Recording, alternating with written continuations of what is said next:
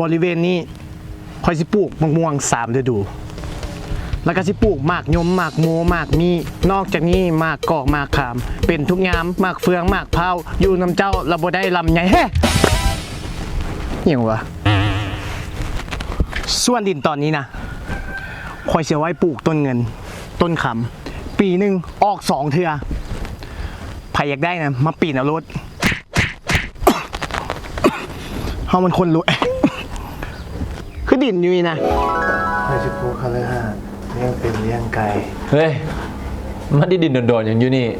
คือสิอยากได้แฮงเนาะมีแล้วบ่เงินซื้อดินนะ บ่มี คันยังบ่มีเดี๋ยวอ้ายสิมีหยังให้เบิ่งเข้าสู่ช่วงโฆษณา อยากได้ดินไว้เฮ็ดเฮือนสวนบ่แม่นเรื่องยากด้วยสินเชื่อเพื่อที่อยู่อาศัยของธนาคารอินโดจีน เอกสารง่ายอนุมัติไว้ค่าธรรมเนียมในการอนุมัติต่ำระยะเวลากู้ยืมสูงถึง30 ปี และยังบ่พอเท่านั้นวงเงินกู้ยืมสูงถึง 90% IB ช่วยสร้างฝันให้เป็นจริง